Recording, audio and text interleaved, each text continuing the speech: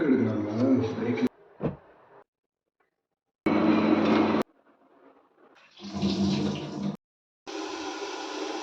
Friends, எல்லாருக்கும் வணக்கம். இந்த விலாகில் தனியாக நம்மளுக்கு நிறைய நேரம் ஒதுக்கி செய்ய வேண்டிய அவசியமே இருக்காது. ஏன்னா வீடு அப்பப்போ எந்த மாதிரி மெயின்டைன் பண்ணால் நீட்டாக மெயின்டைன் ஆகும், அதோட ரொம்ப வாசனையாகவும் பாசிட்டிவாகவும் இருக்கும் அப்படிங்கிற விஷயத்த ஷேர் பண்ணியிருக்கிறேன்.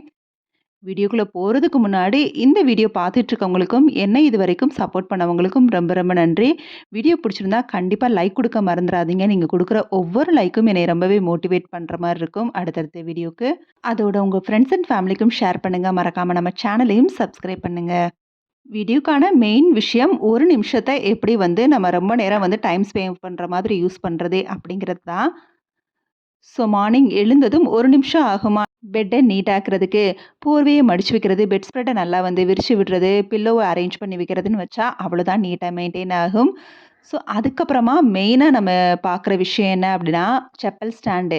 அதாவது யார் வந்தாலும் ஃபஸ்ட்டு என்ட்ரு ஆகிறதே இந்த என்ட்ரன்ஸ் தான். ஸோ வாசல் நல்லா நீட்டாக அழகாக வச்சுக்கோங்க.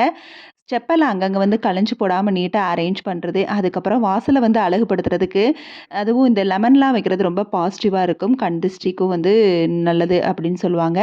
ஸோ வெளியில் ஏதாவது ஒரு செடிகளை வச்சுட்டோம்னா பார்க்க நல்லா அழகாகவும் இருக்கும், ஒரு பாசிட்டிவ் வைபும் கிடைக்கும், வீடு பார்க்க ரொம்பவே லுக்காகவும் இருக்கும். அப்புறம் ஏதாவது வால் ஹேங்கர்ஸ் கிடச்சிச்சின்னா அதையும் டோரில் மாட்டி வைக்கிறது, இதெல்லாம் நம்ம என்ட்ரன்ஸ் நீட்டாக இருந்தாலே பார்க்க ரொம்பவே பாசிட்டிவாக இருக்கும். இது எப்போவுமே கூட்டி நீட்டாக வச்சுருங்க. யார் வந்தாலும் ஃபஸ்ட்டு பார்க்குற இடம் நம்ம வீட்டில் என்ட்ரன்ஸ் தான். ஸோ கழட்டி போடுற செப்பலை யாராக இருந்தாலும் டக்குன்னு ரேக்கில் அரேஞ்ச் பண்ணிட்டோம் அப்படின்னா, குழந்தைங்கள்லேருந்தே அவங்களுக்கும் கற்றுக் கொடுத்துட்டோம் அப்படின்னா எப்போவுமே ரிசப்ஷன் அதாவது என்ட்ரன்ஸ் நீட்டாக மெயின்டைன் ஆகும். ஒரு நிமிஷத்தில் அப்படியே டக்குன்னு வராண்டாக்குன்னு தனியாக ஒரு விளக்கமாற வச்சு அந்த போர்ட்டிகோ கூட்டி விட்டுருங்க. ஸோ அந்த இடமும் நீட்டாக மெயின்டைன் ஆகும். அதுக்கப்புறம் ஹால், என்ட்ரன்ஸ்க்கு அப்புறம் நம்ம நுழையிற இடம் அடுத்து ஹால் தான். அந்த இடத்த பொருளை கம்மி பண்ணிடுங்க. நீட்டாக இந்த மாதிரி வச்சுட்டீங்க அப்படின்னா பொருள் அதிகமாக இருந்தால் தான் நம்மளால் க்ளீன் பண்ணவும் கஷ்டமாக இருக்கும். சோஃபா பில்லோ கவரை துவைச்சி போட்டுறது, அப்புறம் அங்கே அப்பப்போ ஸ்ப்ரே அடித்து விடுறது சோஃபா, அப்புறம் சோஃபா பில்லோக்கெலாம் லைட்டாக ஸ்ப்ரே பண்ணுறது. ஸோ இந்த மாதிரி பண்ணுறப்ப எப்போவுமே ஹால் வாசனையாகவும் இருக்கும், நீட்டாகவும் மெயின்டைன் ஆகும். ஸோ கலேபரமாக கிளம்ஸியாக வச்சுக்காதீங்க. பொருளை கம்மியாக வச்சிட்டிங்கனாலே ஹால் நீட்டாக மெயின்டைன் பண்ணலாம். நம்ம என்றைக்கு வீட்டையும் பாத்ரூமை கொஞ்சம் க்ளீன் பண்ணாமல் வச்சுருக்கோமோ அன்றைக்கி தான் கெஸ்ட்டு வருவாங்க. ரெஸ்ட் ரூம் எங்கே இருக்குதுன்னு கேட்டு ரெஸ்ட் ரூம் யூஸ் பண்ணுவாங்க. ஸோ அன்றைக்கி நம்மளுக்கே ரொம்ப தர்ம சங்கடமாக இருக்கும். ஸோ அந்த நேரம் ஃபீல் பண்ணிட்டு இருக்கிறதுக்கு பதிலாக எப்போவுமே அது நீட்டாக மெயின்டைன் ஆகட்டுமேன்னு சொல்லி நம்ம குளிக்கிற நேரத்தில் ஒரு 2 நிமிஷம் ஒதுக்கி அப்படியே ஒரு ப்ரஷ்ஷை போட்டு க்ளீன் பண்ணிட்டோம்னா அப்படின்னு நீட்டாக இருக்கும். எப்போவுமே பாத்ரூமில் க்ளீன் பண்ணுற வேண்டிய பொருள்லாம் இருந்துச்சு அப்படின்னா டக்குன்னு நம்ம க்ளீன் பண்ணுறதுக்கும் வசதியாக இருக்கும். பொருள் வேறு இடத்துல வச்சுருந்தோம் அப்படின்னா க்ளீனிங் பொருள் அங்கே இருக்குது, நம்ம அப்புறமா க்ளீன் பண்ணிக்கலாம்னு சொல்லி அதை க்ளீன் பண்ணாமல் விட்டுருவோம். So weekly once deep cleaning முக்கியம். அதே மாதிரி வாரத்தில் 2 நாளைக்கு ஒரு தடவை சும்மா நார்மல் க்ளீனிங் இருந்துச்சு அப்படின்னா பாத்ரூம் எப்போவுமே ஃப்ரெஷ்ஷாக இருக்கும். பாத்ரூம் ஃப்ளோர் எப்பவும் வெட்டாக இல்லாத மாதிரி பார்த்துக்கங்க. அடுத்ததாக நம்ம ப்ளேஸ் பண்ண வேண்டிய இடங்களில் அந்தந்த இடத்துல செட் பண்ணுற மாதிரி சில பொருளை வச்சு கண்டிப்பாக வச்சு மெயின்டைன் பண்ணி ஆகணும். அதே மாதிரி மெடிசன்லாம் அப்பப்போ க்ளீன் பண்ணிடுங்க. ஒரு 2 நிமிஷம் ஒதுக்கி எது எக்ஸ்பைரி ஆயிடுச்சு எது எக்ஸ்பைரி ஆகலை அப்படிங்கிற மாதிரி தூக்கி போட்டுருங்க. அந்த இடத்த மெடிசன் இடம்னே தனியாக ஒதுக்கி வச்சுருங்க. அது மட்டும் இல்லாமல் இந்த மாதிரி ஒவ்வொன்றுக்கும் ஒவ்வொரு பிளேஸ் அப்படிங்கிற மாதிரி செட் பண்ணி இந்த ரப்பர் எடுத்து வைக்கிறது, இதுவே அங்கங்கே குப்பையாக கிடக்கும்.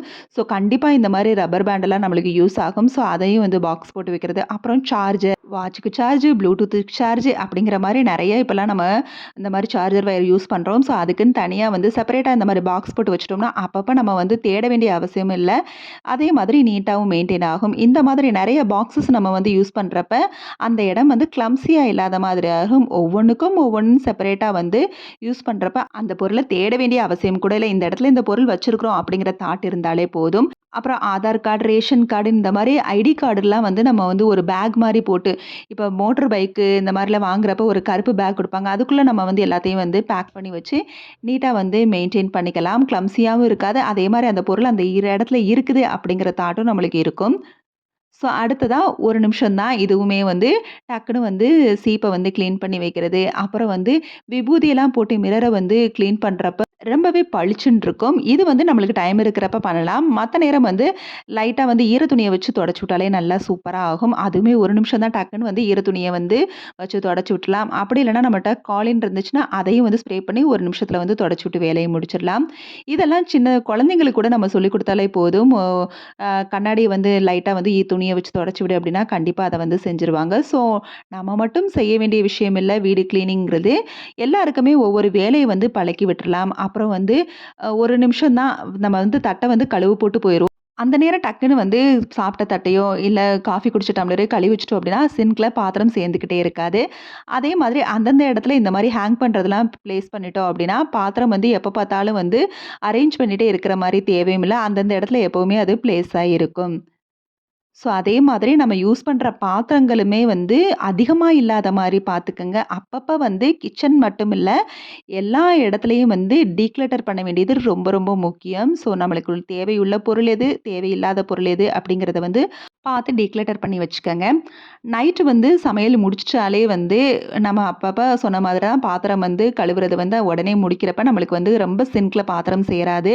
இன்னொன்னு சின்ன வயசுலேருந்தே நம்ம வந்து குழந்தைங்களுக்கு பழக்கி விட்டுட்டோமா, தட்ட வாஷ் பண்றது. அது கொஞ்சம் கஷ்டம் தான். நம்மளே வந்து சின்ன வயசுல செஞ்சிருக்கோமான்னு தெரியல. அதனால வந்து கொஞ்சம் கொஞ்சம் கத்துக் குடுக்கலாம். சின்ன சின்ன விஷயங்கள். அதாவது நம்ம தட்டுல இருக்க வேஸ்ட் எல்லாம் எடுத்து குப்பையில போட்டுட்டு அதுக்கப்புறம் வாஷ் பண்ண போடுங்க. அப்படிங்கிற மாதிரி இந்த மாதிரி சின்ன சின்ன விஷயங்கள பழக்கி குடுக்கலாம்.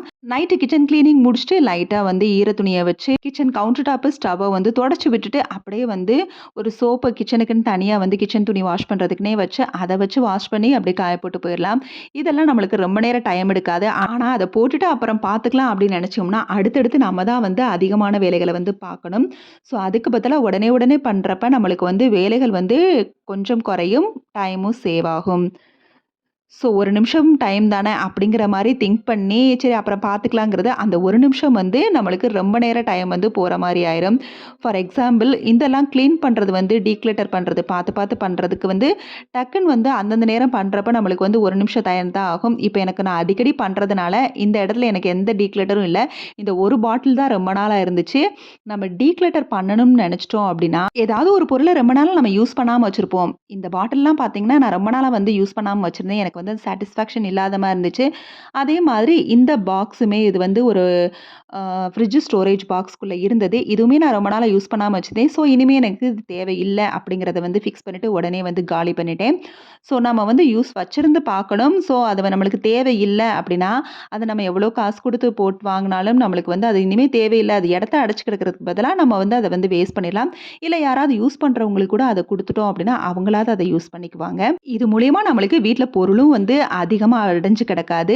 அது மட்டும் இல்லாம அந்த பொருள ஒண்ணு நம்ம யூஸ் பண்ணுவோம். இல்லன்னா வேற யாராவது யூஸ் பண்ண போறாங்க. அவ்வளோதான். ஸோ ரொம்ப வந்து பொருள அடைக்காம இருந்தாலே வீடு கிளீன் பண்றதுக்கும் நம்மளுக்கு ஈஸியா இருக்கும். ரொம்ப கிளம்ஸியாவும் தெரியாது. ஸோ அப்பப்ப டிக்ளட்டர் பண்ணிருங்க. கண்டிப்பா நம்ம வந்து அப்பப்ப பண்ணணும். ஏன்னா ஏதாவது ஒரு பொருள் நம்மளே அறியாம நம்ம எடுத்து வச்சிருப்போம். அந்த பொருள வந்து இந்த நாள் நம்ம யூஸ் பண்ணல அப்படின்னா, நம்ம யோசிக்கவே வேணாம். தாராளமா நம்ம வந்து தூக்கி போட்டுறலாம் அத. அடுத்தது கிளீனிங் மட்டும் இல்ல, வீடு கொஞ்சம் வாசனையாவும் இருந்தா கொஞ்சம் பாசிட்டிவ் ஃபீல் குடுக்கும். ஸோ இந்த சாம்பிராணி போடுறது, இதெல்லாம் மூலிகை சாம்பிராணி தான். நாட்டு மருந்து கடையில கிடைக்கும். ஸோ இந்த மாதிரி போடுறப்ப கொஞ்சம் வீடு வந்து ரொம்ப நேரம் வந்து வந்து அந்த வாசத்த வந்து இழுத்து பிடிச்சிருக்கும். நம்ம வச்சிருக்க அந்த கர்டைன்ஸ் இதெல்லாம் வந்து ரொம்ப வந்து அந்த ஸ்மெல்ல வந்து அப்சர்வ் பண்ணி வச்சிருக்க மாரி இருக்கும்.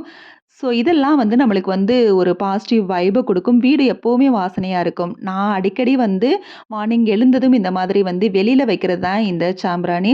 ஸோ கப் சாம்பிராணி எல்லாம் வந்து இந்த மாரி வெளியில வச்சு விட்டுருவேன். இது வந்து வீட்டுக்குள்ள வந்து சிட் அவுட்ல வைக்கிறது. ஸோ இதையும் வந்து அப்பப்போ வந்து வச்சு விடுவேன். இந்த ஸ்மெல் மூலியமா நம்மளுக்கு வந்து வீடு வந்து பாசிட்டிவா இருக்கிறப்ப நம்மளோட மைண்டும் ரிலாக்ஸ்டா இருக்கும். இத தவிர்த்து ஒரு 5 நிமிஷம் டைம் கிடைச்சுச்சுன்னா, நம்ம அதிகமா குப்பை இருக்க இடத்துல மட்டும் கூட நம்ம அப்பப்போ கூட்டி விட்டுட்டோம் அப்படின்னா, அதுவுமே நம்மளுக்கு டைமும் சேவிங்கும், வீடும் வந்து கிளீனா இருக்கும். அப்புறம் அப்பப்போ எடுத்து போடுற துணிய அப்பப்போ வந்து மடிச்சு வைக்கிறது. அடுத்த தடவ பார்த்துக்கலாம்ன்னு அந்த டயத்த விட்டுட்டோம் அப்படின்னா, அடுத்து நெறைய சேர்ந்து நம்மளுக்கு அடிக்கிற துணியோட நேரம் அதிகமாயிரும். அதே மாரி லாஸ்ட் வீடியோல சொன்ன மாரி தான் மேட் வந்து ஒரு 2 செட்டு வச்சுக்கோங்க. கம்ஃபோர்ட் போட்டு துவச்சு வச்சுட்டோம் அப்படின்னா சூப்பரா வாசமா இருக்கும். வீக்லி ஒன்ஸ் மேட் சேஞ்ச் பண்ணிருங்க. மந்த்லி ஒன்ஸ் பெட் ஸ்ப்ரெட்டும் கர்டைன்ஸும் சேஞ்ச் பண்ணிருங்க. அதனால இந்த வேலை முடிக்கல, அந்த வேலை முடிக்கலன்னு எல்லாத்தையும் ஒரே நேரத்துல டென்ஷன் ஆகி செய்யாம ரிலாக்ஸ்டா அப்பப்போ செஞ்சு ஃப்ரீயா இருங்க. ஓகே, பாய்.